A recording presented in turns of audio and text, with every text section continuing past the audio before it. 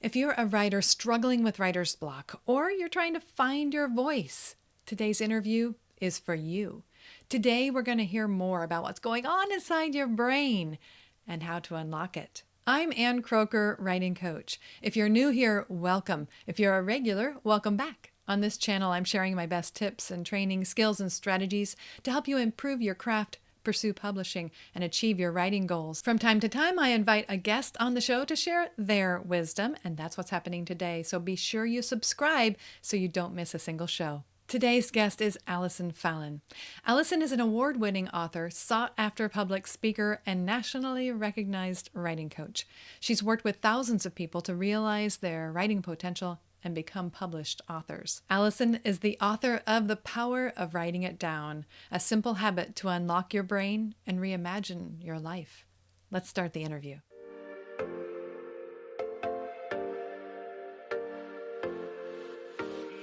Welcome, Allison. Hey, thanks for having me. Well, I cannot wait to get into your book, to get into your deep understanding of the science of how the brain works and how it all connects to the writing life. But before we get too far, I do want to ask you this. I just read your well-crafted bio, and it's amazing, all the ways that you serve writers. But I would love to hear in your own voice, with your own words, a little bit more about how you view who you are and what you do. Oh, yeah. What a great question. Well, I always say I fell into this work accidentally because I didn't mean to be working with other writers. I thought I just wanted to be a writer myself. And I struggled to own the identity of writer. Even I remember as young as elementary school and middle school, when people would say, "What do you want to be when you grow up?" I would say, "I want to be an author."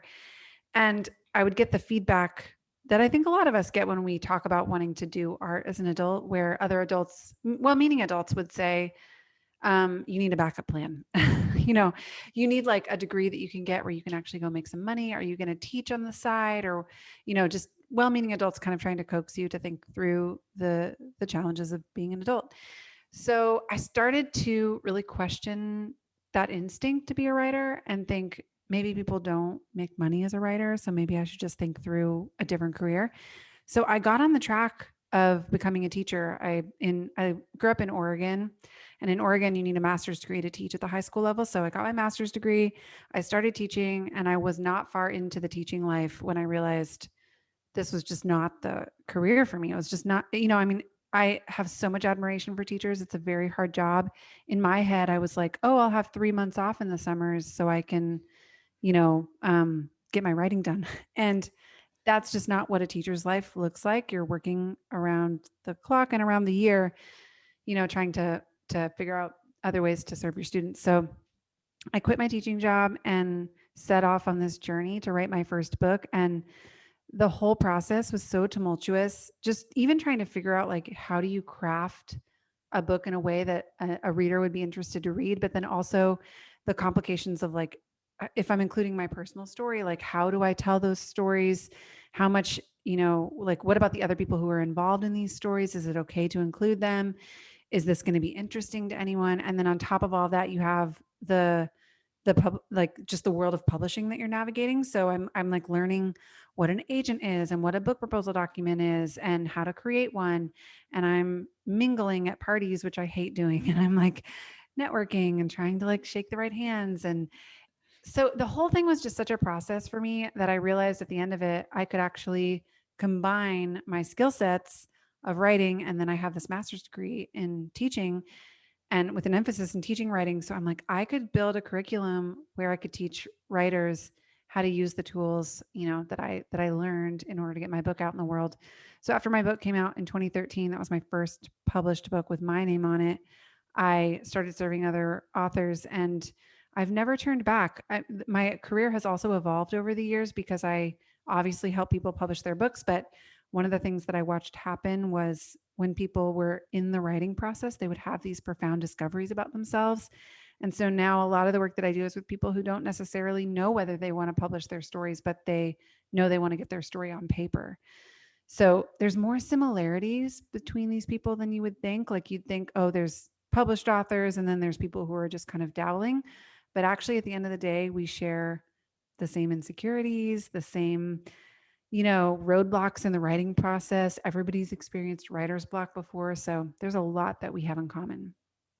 I want to ask so many questions about so much of what you just said, but let's look at first at what you just said. This idea that we have more in common than we realize. Maybe the person who's not even sure they want to be a writer, they want their stories to be publicly told, and then professional writers. So I'm a writing coach, you're a writing coach. We do work with writers. I think I Yeah. probably work with some who have more aspirations for a public writing life, a successful public writing life.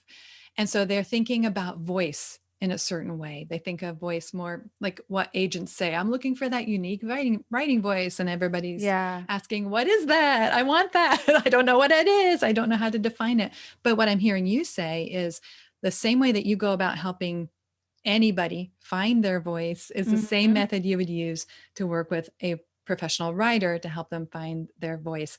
Can you talk a little bit about that? Like, what do you really mean by voice, especially speaking to listeners or viewers who would be thinking of voice in a certain way, thinking of a writing voice? Yeah, there are so many parallels there. And this is why I call my company Find Your Voice, because I really am helping people both find their voice on the page and also their voices in their life. And I think one always unlocks the other. So when you're in the writing process and when you overcome those blocks that we all face in our own writing, that helps you overcome blocks in your life. And vice versa. When you overcome blocks in your life, it helps you overcome blocks in your writing. So there are so many parallels there, but essentially, when I think of voice, and on my podcast, I ask people, the first question I ask every person that I interview is, what does it mean to you to find your voice? And it's so fascinating to hear everyone's description of this because everyone will describe it a little bit differently. But when I think of finding your voice, I think of really being able to own your power, to own your sense of self, to kind of stand on your own 2 feet and to assert yourself as you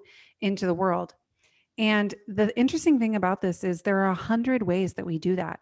Like you don't have one voice, you have tons of voices that you use in all kinds of different contexts and different relationships.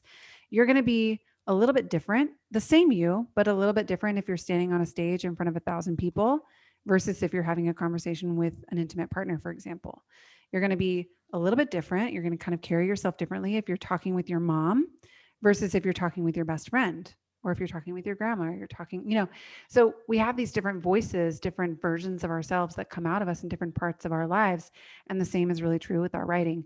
So as we begin to explore those voices on the page, it gives us permission to explore them in our lives. And as we explore them in our lives, it gives us permission and new ways to explore them on the page. And the other parallel that I'll point out is, how we learn how to be ourselves, how to find our voice is by mimicry. This is true in life and in writing. So in life, I have an 8-month-old daughter, and right now she can't really say many words. She can kind of say mama and dada sometimes. We're not really sure if it's like she knows what she's saying, but she can make lots of noises with her mouth, and she mimics us. She watches what we do and then she repeats it.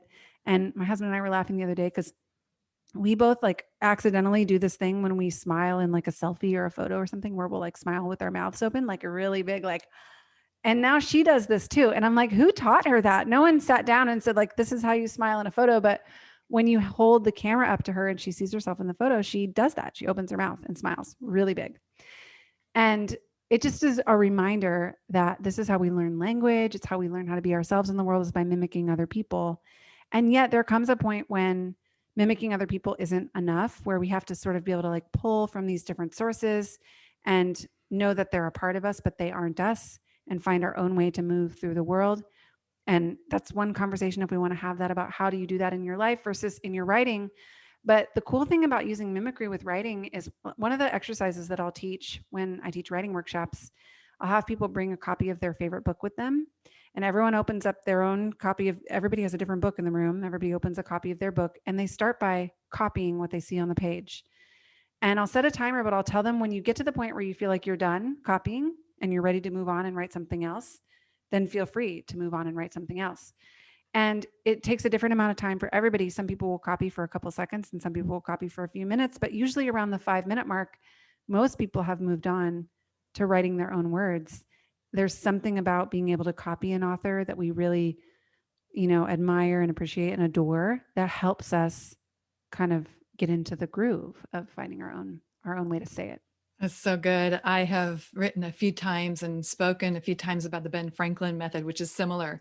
In his autobiography, he talks about a similar approach where he would read people that he admired, put it Yeah. away, and that was a different technique. He's really trying to learn from that person. But what I'm feeling from you is that that almost serves as priming the pump for yourself, and Yes. then somehow do you find that those writers, um, is the mimicry, does what they produce come out a lot like what they just read, or is it just what they needed to get their own voice out? It depends on the person. I mean, if you're really new to the writing process, then yes, it's just like an infant who's copying their parents. It's going to look really similar to what your parents are doing.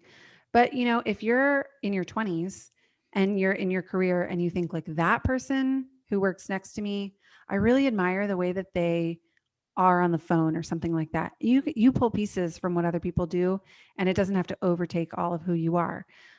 So it depends on where someone is in the writing process, whether it takes over their whole voice. But I just tell writers, kind of keep feeling your way through this and keep practicing with the voice. And over time, your own unique way of doing this does start to come through. Um, but like, let's just say you're writing and you feel like, my voice is kind of falling flat. I don't really know how to put my finger on it, but I'd love to bring some more humor into my writing. For example, go order some comedy books and read some Tina Fey and read some David Sedaris and read some Bill Bryson, and see how these other authors bring lightheartedness and humor into their writing, and then see if you can copy them first and then find your own way to do it. Or maybe you're like, I need some more poetry and depth in my writing. So go buy some Anne Lamott and go read some poets, some Billy Collins, some Lee Young Lee, and see if you can, mimic the way that they do metaphor and imagery, and then start to pull some of that into your writing. See if you can find your own way to do it. So it's really like, yeah, I think that's all I have to say about it. But it's really Ah, fun that's to get to good. play with the way other writers. That's a Yeah. great exercise. I love it. Thanks for sharing it. Yeah. How about you talk about in the book about having what you describe as a regular writing practice, but I think, and this is where I'd love for you to kind of clarify if I'm misunderstanding, but I think what you're talking about as a regular writing practice, which is what you talk about in The Power of Writing It Down, I think it's a little different from sitting down to do the work on my work in progress. Can you Totally. tell us what you mean is the distinction between those two Yeah, activities? well, I'm not the first person to say this. I really have been so influenced by Julia Cameron, who talks about morning pages. But I think of a regular writing practice very similarly to how she would talk about morning pages, in the sense that your regular writing practice is writing that you do privately for yourself. And it's always that, regardless of whether you're a professional writer. I write professionally. We have like blog posts and articles that go out daily, weekly. I've got Instagram that I'm writing for. I've got books that I'm working on. I've got teleprompter scripts for new film, like, new videos that we're filming. So I have all these things that I have to write, and for the podcast, but my daily writing practice is really for me. And sometimes out of the daily writing practice comes a nugget of wisdom or an idea or some words that I want to play with, or something that feels really valuable to me that I can carry into the parts of my writing life where I'm sharing that writing outside of just myself. Um, but not always. And sometimes the daily practice of writing is literally just about getting rid of the garbage that's in the way to the good stuff. So when I'm in a season where I'm working on a book, for example, I might have 2 hours or 3 hours blocked in my day that I'm working on the book, but that's not my daily writing practice. My daily writing practice happens for 30 minutes every morning, and it's me just sitting down and dumping out my first thoughts of the day. So the great thing about this is it's a beautiful practice for absolutely anyone, whether or not you want to be a published author. It can bring so much value, and yeah, it can bring so much value and goodness into your life, regardless of, what other kind of writing you do. I mean, you list in the book. Yeah, I was going by memory. I thought there were 11. I looked back at your book and there were 14 outcomes that transforms people yeah, who have this daily writing practice. Now, yeah, would you say that it has to be, so you referenced morning pages, which is like you said, just sort of a brain sure. dump, heart dump. But how is that different from expressive writing, or are they one and the same? I think they're similar. Expressive writing gives you a little bit more of a roadmap for what to put on the page. And this is what I teach in the book. But the definition of expressive writing in the data is expressing your deepest thoughts and feelings on the page about any subject. So you can choose a subject, and I give the infinity prompt in the book to help people think through like what subject might I want to write about. But you could choose just any event from your life, like, the guy who cut you off in traffic yesterday, or maybe something bigger, like, a loss that you have faced. Maybe you lost your job in COVID or something like that. So choose an event like that from your life, and then use the writing practice to express your deepest thoughts and feelings about that particular topic. The power of this, a couple different things. Number one is most of us don't feel like we have anywhere in our lives where we can really authentically and truly express our deepest thoughts and feelings about a subject, because we're social beings. We're afraid of judgment and criticism and rejection and all the things. So you might feel like there are certain thoughts you can express in your intimate partnership. There are certain thoughts that you can express in your friend group that you couldn't express over here. There are certain thoughts, like when you go to your faith community, your religious community, that you're like, no, I definitely can't say that here. I can't ask that question here. And the page is a place where you can say whatever, the only criticism or judgment that you would get is your own, which can also be a roadblock to overcome. But you have a space that's completely safe where you can express whatever it is that you have to express. So it gives us that option. So good. We all need that. And Yeah. I love that you make it so accessible, and this invitation to really transformation that is what you have promised us in the book, reimagining our lives. And I was listening to an interview you did with Eric Fisher on Beyond the To-Do List, another excellent podcast like yours, Find Your Voice. If Oh, people, if thanks. listeners have not found you yet, they need to. But in that conversation with Eric, and this comes back to what you were just saying about needing that safe place, because sometimes we don't say it to one person because we feel like this group would react strangely, but we need the safe place. You were talking about how, and maybe this is going like a deep dive really fast, but you said our ability to communicate through the written word reflects our ability to process that thing. And where we're stuck in our writing is where we're stuck in our lives. And then you went on to talk about how the developmental stages of a writer mirror the developmental stages of our psychology. And Mhm. then you walked through that. Would you Yeah. be willing to do that for our listeners? Yes. It was Can so you helpful. can you help me? I always forget the names of the stages, but there's pre-contemplative, I remember that one, which is the stage of change, in psychology, the stage of change before you know that there's anything wrong. So this is like the stage where you're staging an intervention with the addict, for example, and you're like, you're an addict, and they're like, no, what? I'm not. I have no problems. So when before you have any idea that anything is wrong, that's the pre-contemplative stage. And then contemplative, of course, is the stage where you know that something's wrong, but you're not quite sure you want to make a change. You want to make a change just yet. So you're like, yeah, I think this is causing some harm in my life. I don't love this cycle that I'm in, but I can't conceptualize another way to do it. So I guess I'm stuck here for now. And this is the stage a lot of the writers who come to me who are ready to write their story, but they don't know if they want to publish, most of them are in this stage. They're like, this thing happened to me, or I had this experience, or I keep bumping up against the same kind of problem in my life. And I'm not really sure what that means or what to do about it, but I feel really stuck and I don't really want to be that stuck anymore. Maybe the writing process can help me. And then the next stage, which I always forget the name of, is the stage where you're really in it. You're having epiphanies and discoveries, and you're able to begin to reroute those neurological pathways that were keeping you stuck in that pre-contemplative phase. And then the stage after that, of course, is the stage where you actually begin to experience these tangible changes in your life. And I have been using this writing practice and teaching it to other writers for almost 10 years now. And I have watched this happen over and over and over again, where someone will be in that pre-contemplative stage. They'll be feeling really stuck. They'll think that they have no control over these outcomes that they're getting in their life. And they come and they simply write down their story. And they realize that actually 90% of the story has already happened, but the last 10% hasn't happened yet. And something about writing the story helps them start to shift those neural pathways, and the neural networks change. And the resolution to the story comes just because they sat down to write it. And this is actually true. I talk about this research in the book, but this is true whether you're writing fiction or nonfiction. There's a great book by Jennifer Lowry called Rewrite Your Life.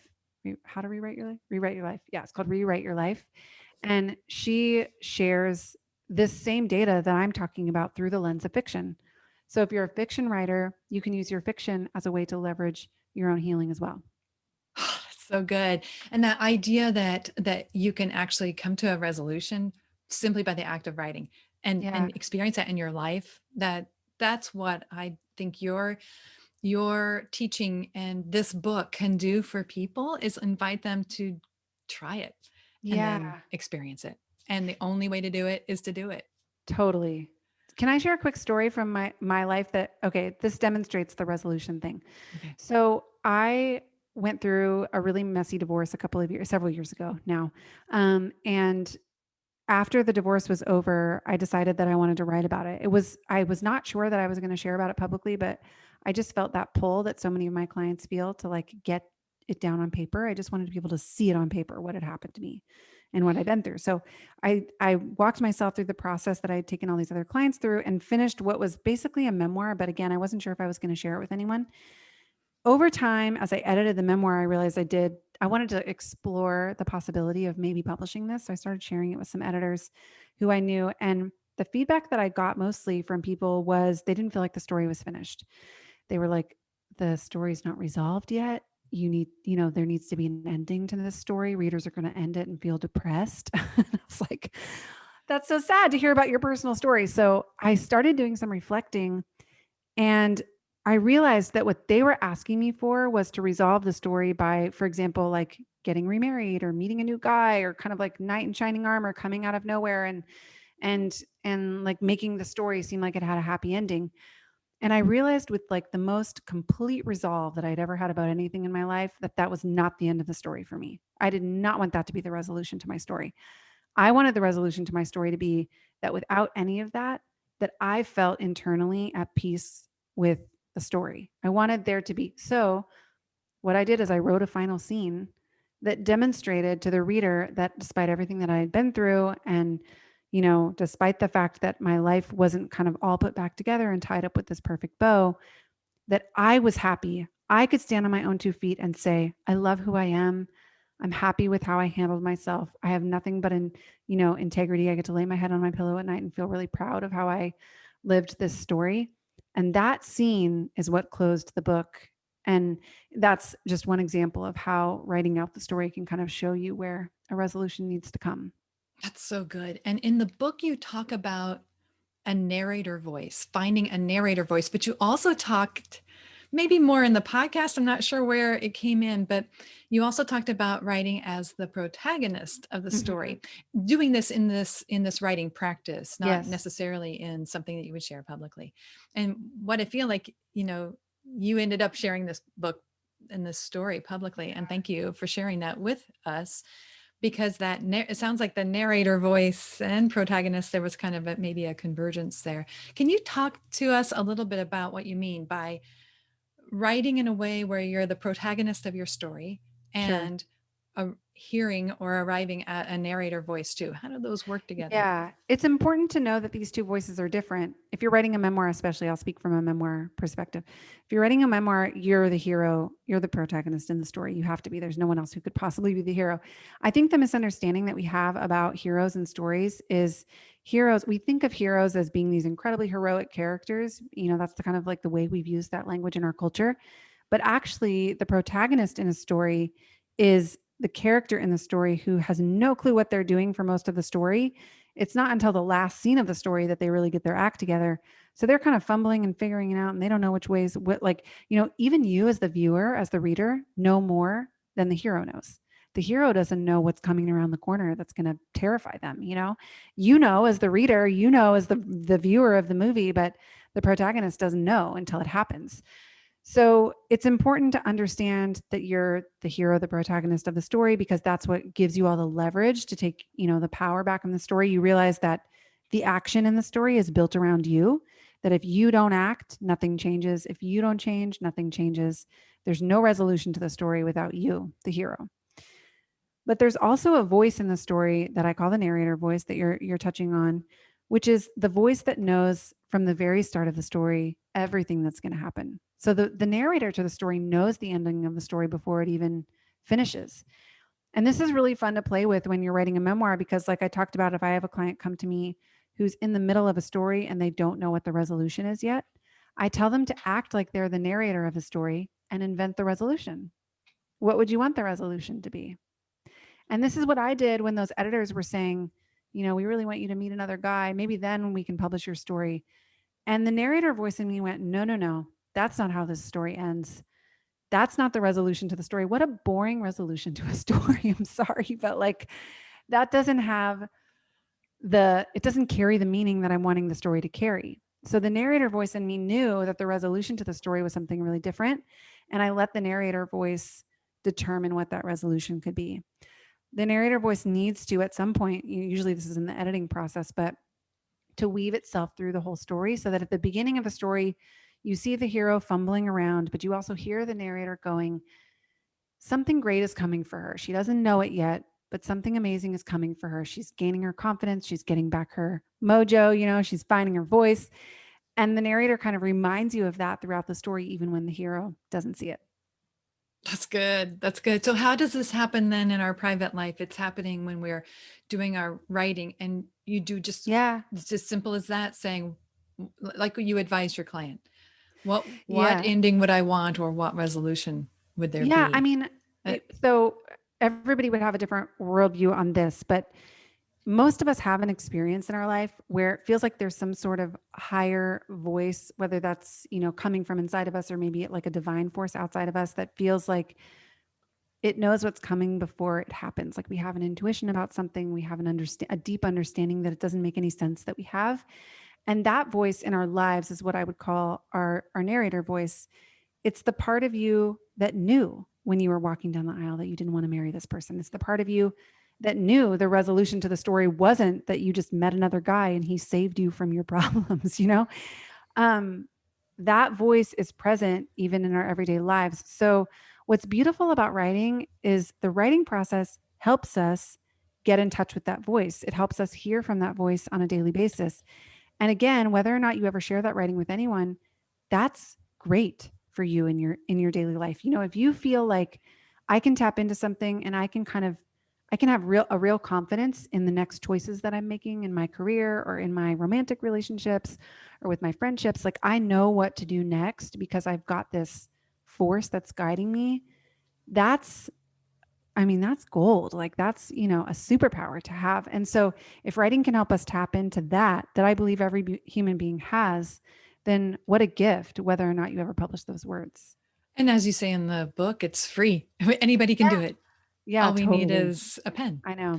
Speaking of pens, I have a question. It's very practical. Every writer is dying to know or talk about the tools, as if the tools mattered, but maybe the tools do matter in this case. And I would love to hear from you. Let's talk about practical things. Does it matter when we're doing our daily writing practice? Julia Cameron's Morning Pages book, as an example, she's like pen to paper. Totally. Okay, tell me why. No, she says, I was just affirming that you don't necessarily very hardcore pen to paper. What I tell people is the data shows that it's a bit more effective to write with pen and paper than it is to write with your computer or your device. I think probably a big reason for this is because when you're plugged into your computer, you're on the internet. So, I can turn the internet off, but I've got my internet browser right here in my email, and I can see the red dots coming up, and Slack is on my computer and my calendar. And so it really, I talk in the book about frontal cortex versus limbic system, and being on my computer flips me into my frontal cortex really quickly. So I think that's part of why writing with pen and paper is more effective. However, if you will not write with pen and paper, then don't make that your writing practice because you won't do it. So if you can find another way to kind of trick your brain into knowing like this is the device that I use, or this is the place that I sit, or this is the set of things that I do, I call it a pre-writing ritual.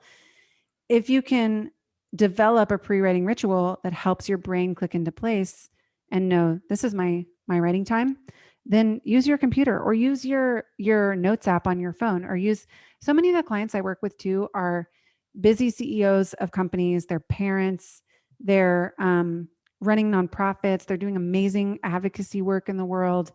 They're badass human beings. And so to tell them like it has to be in this certain way and you've got to carry your notebook around with you everywhere feels silly to me when I'm like, it could be on the back of a cocktail napkin while you're waiting, for a business meeting to start, or it could be like scribbled on the back of a receipt on the dashboard of your car while you're waiting to pick your kids up from school. So whatever you have available to you, whatever you will use that and just do the practice. Once you're in the habit, it's much easier to do it. It's getting in the habit that's the hard part. So It's true of so many things, isn't it? Yeah, yes. get the habit and you can change your life. I love that. I love that the tools don't matter as much. And yet, if we can get the pen to paper, it may help. How Yeah. about day, morning or evening or midday? There's a lot of research that suggests morning is a great time to write.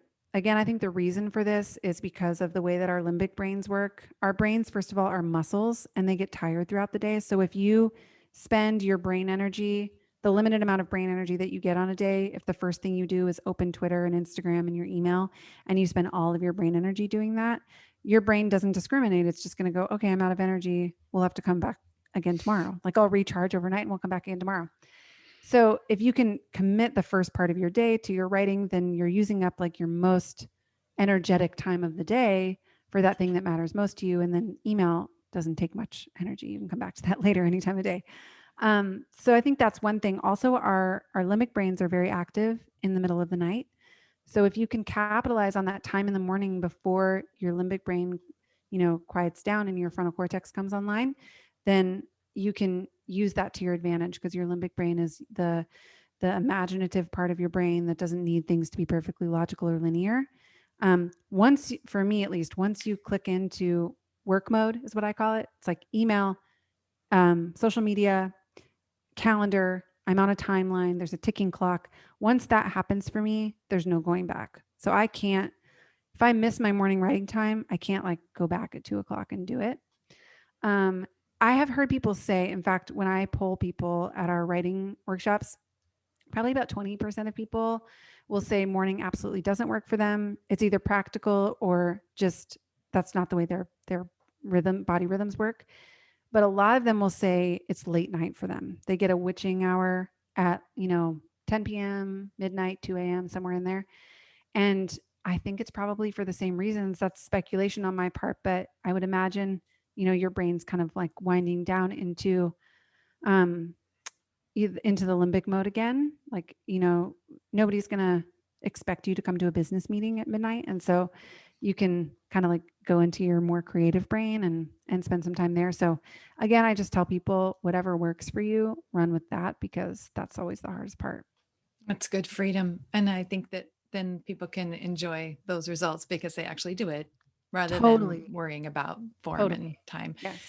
So you have touched on something. I think in context, people can make some pretty good guesses as to what you mean by frontal cortex and limbic, and they should read the book to get the whole big picture.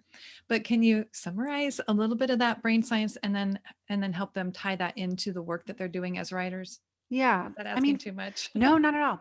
So, first, I'll say if you're a neuroscientist and you're listening to this, you're going to think like this is the most elementary description you've ever heard in your life. But for the majority of us, it's helpful to just simplify this. You have more than two parts to your brain. But for the sake of this conversation, your limbic system is the lower level thinking, more primal part of your brain, where it's responsible for your dream life. It thinks it makes connections between images that would otherwise be disconnected. This is the part of our brain that's activated when you listen to poetry. It's also the part of your brain where your trauma lives and where all of your automated belief systems live. So a lot of our daily behaviors are driven by that limbic system, this more primal part of our brain, but it's out of our awareness. So you would not necessarily be aware that you have like a belief that's happening in that part of your brain, even though it's probably affecting your daily life. Then your frontal cortex is your higher level thinking part of your brain. It's executive functioning. So this is a really important part of our brain, but it can sometimes, like when you say the phrase, I'm really in my head, usually you're in your frontal cortex. You're really trying to work hard to make sense of something when, like, think of the last time that you were trying to remember someone's name or trying to remember a phone number. And then when you walk away from it, somehow like the memory pops back to you.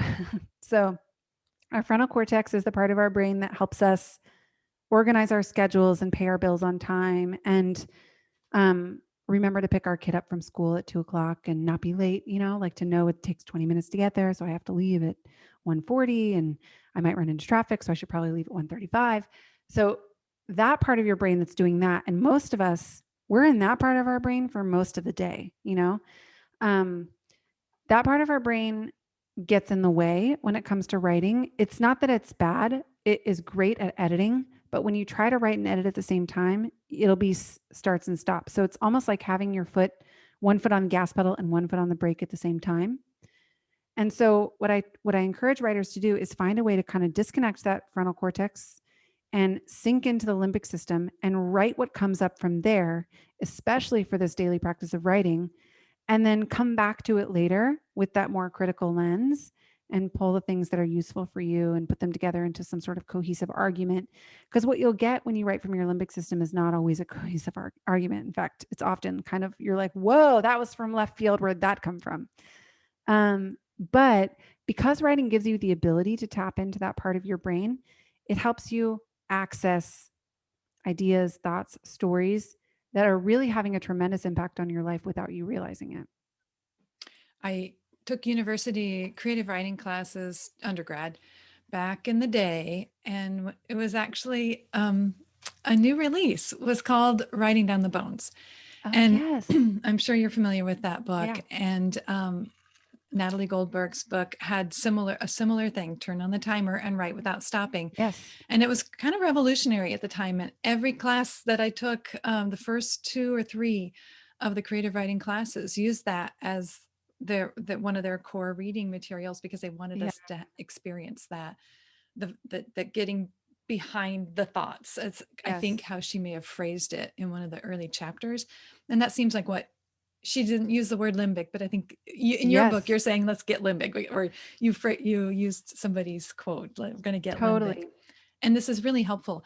And I think what I'm finding you saying is that even this practice is important.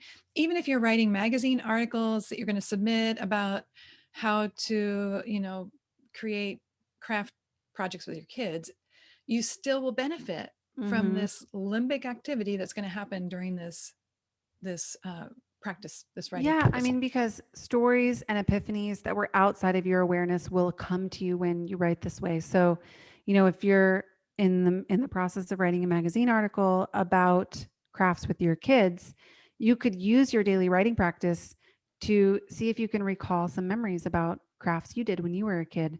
And maybe a brilliant idea comes to you that you hadn't had before. Maybe a story comes to you that's a really powerful story that you could use as an illustration in the article. And the way you write it in your private writing time might not be the way you would share it when you put it in the article, but the idea would never have been there if it weren't for your private writing time. That's good. So there can be actual overlap of content, or 100%. it can unleash just more of who Yes. you are, and your voice will be truer even for that magazine Agreed. article that needs to fit what that magazine's looking for. This is so good. How about, there was a phrase I heard in one of your interviews on your podcast. Oh, it was Science Mike. You had Science Yes. Mike. Did I say that right? Yeah, Science yeah, Mike? you said it Yeah. right. And he said, in that conversation, you or he were talking about how our brains are narration machines. It was in the discussion about creating new neural pathways Yeah. and you had another person on there as well. But how, if our brain, well, maybe explain what that means, that our brains are Yeah. narration machines, and maybe it ties in with this whole limbic system. Yeah, I've heard it said too, our brains are meaning making machines, which Mm, I think, that oh, that's helps you good. understand what we're talking about when we say narration machines. In I like other that. words, when things happen to us, our brain's job is to figure out, why did that happen? What did it mean that it happened? What do I need to remember going forward? And until your brain can nail that down, the story will kind of haunt you. So Mm, until your brain has decided what the resolution is, this story will like pop up and come back to remind you that it's there. For example, if your dad never said he loved you growing up and you haven't figured out why, that story will haunt you until the day you die, until you figure out why. And as soon as you figure out why, your brain will sort of catalog that thing and it'll go down into your limbic system. The problem is, our brains are really good at coming up with meaning for stories, and the meaning that you come up with you might have come up with when you were 5 years old. You might say, well, my dad never tells me he loves me because he doesn't love me. And then your brain goes, okay, we figured out a meaning for that story. Let's put that down in your limbic system. And then that meaning begins to present itself in your life over and over again. You might find yourself like, you know, drawn to relationships where the men in your life ignore you or something like that.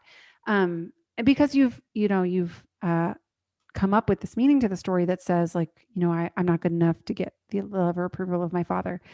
I'm using a really cliche example, I'm realizing, but something like that, where as soon as your brain decides the meaning, it'll catalog the story. And the beauty of pulling our life stories out and writing about them is that we get to rethink the meaning. As a 37-year-old woman, do I want to take the meaning that I came up with at 5, or do I want to remake the meaning and say, the reason that my dad never said he loved me was because my dad was a wounded man who didn't know what he wanted or, what he was about. And coming up with new meanings as an adult can help us recatalog the stories and put them back in our limbic system so that they don't haunt us, and so that the meanings aren't meanings that we don't want to be carrying around. A lot of times, and this is true for me too, we have these experiences in our life where we're like, this is always what happens to me. It's always the same. I'm always in a bad relationship. I'm always running out of money. I always get unfairly fired from jobs. I always get betrayed by friends, taken advantage of, whatever. That's a hint for you. If you have a detail in your life that seems to repeat itself, it's a hint for you that there's a story there that you've told yourself. It's been cataloged, and that limbic part of your brain is driving the ship in ways. It's not that it's your fault. It's just you're helping co-create that reality over and over again. That's amazing to think about how we are narrating our Yes. own life. We are becoming our own narrator, and not always in good ways and not always in helpful ways. And if we could affect that with this tool at our disposal of writing, we could completely reimagine our lives. Reimagine our lives. Let me ask this though, and this is a question that comes up a lot, and that is about memoir and how, trying to get to the truth of memory. Memory is a slippery thing, as Mary Carr says, Yeah. that it is, even without the work, it is slippery, and what we remember and our accuracy is sometimes called into question by readers, maybe family members who were there Sure. for an event. And so some people say we try to get as close to the facts of the situation and let the facts tell the story, Mm-hmm. and then we, in our writing style, we can then um, let the theme or the message or the truth kind of be present in the facts that we tell. But what I hear you saying here is that we can revisit the facts, but like the cataloging of it Yeah. is changing that. So how can we be true to memoir and as true as possible to what we understand that episode to Well, be while doing this so work? I actually disagree a little with Mary Carr. I have a lot of admiration and respect for the work that she's done, and she's obviously, a giant in her field.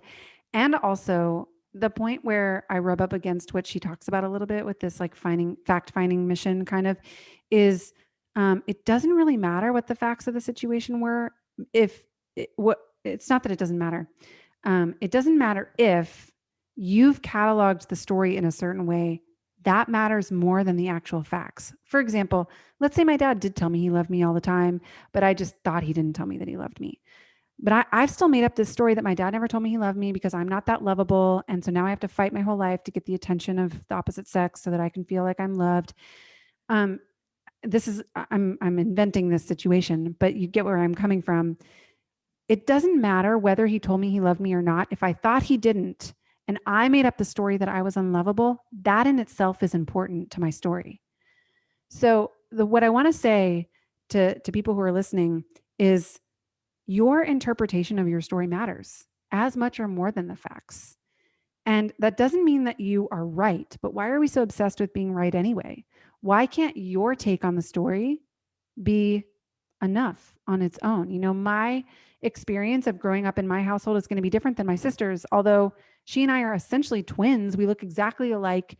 We're very different in personality, and we had different experiences of my parents growing up. So our perspectives, and if she were to write a memoir, her memoir would look different than mine.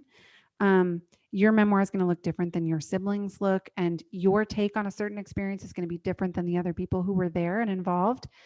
And at the end of the day, like when I wrote about my divorce, for example, I'm talking about my unique experience of this relationship, that would, of course, be disputed by my now ex-husband, because some of the things I'm saying about him are unflattering. But don't I have the right to share my own unique, um, experience of what it was like to live in that household? Don't I have that right as much as he has that right? That's what it means to find your voice, is to be able to stand on both feet, say, this is how it was for me. And even if it was different for you, that doesn't change the fact that this is what was true for me.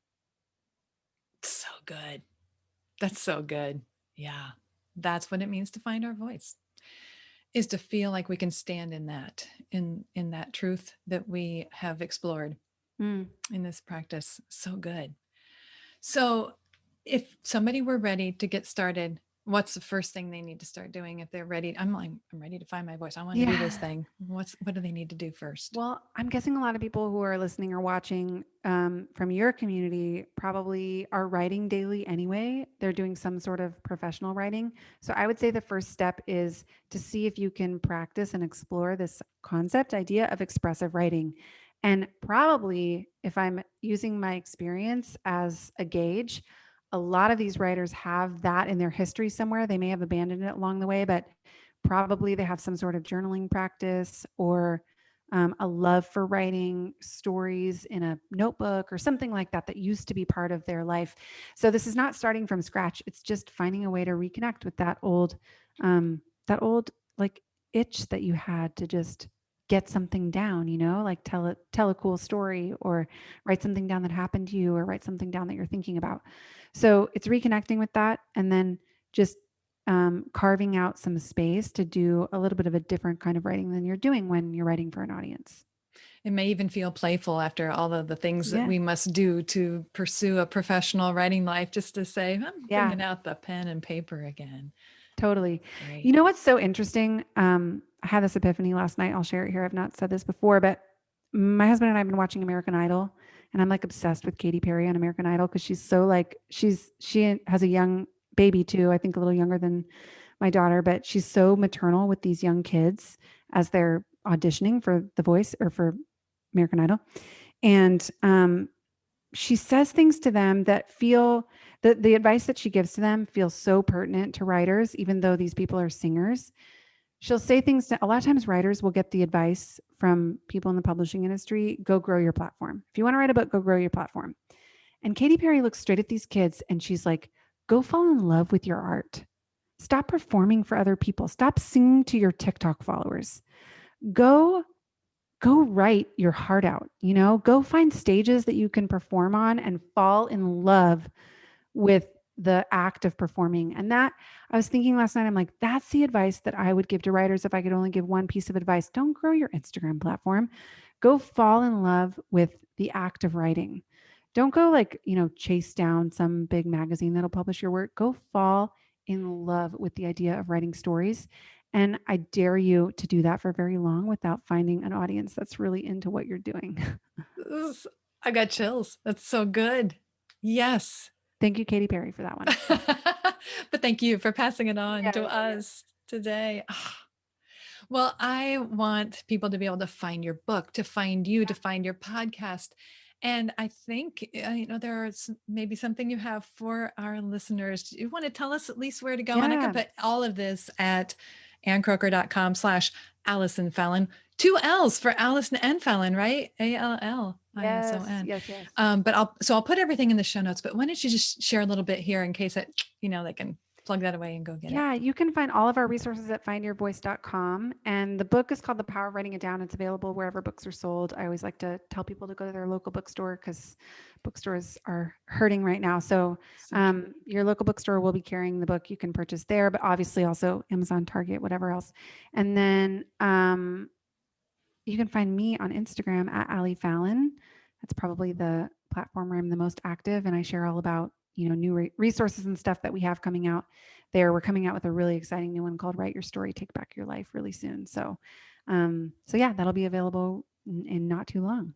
Wow. Thank you so much for your time today, for your wisdom and sharing your experience, not only, in your own life, but working with other writers. You are doing amazing work that it's really something that I don't see any other coaches doing in the way that you Oh, are. And I am inspired and I'm recommending your book. I just oh, today thank, mentioned to a client, go get that book. So go thank get that you, book. Karen. Thank you so much. Thanks for having me. All right, take care. I hope you enjoyed this interview as much as I did, and I hope you're ready to find your voice and start a regular writing practice. If you take action on this, I would love to hear about it in the comments below.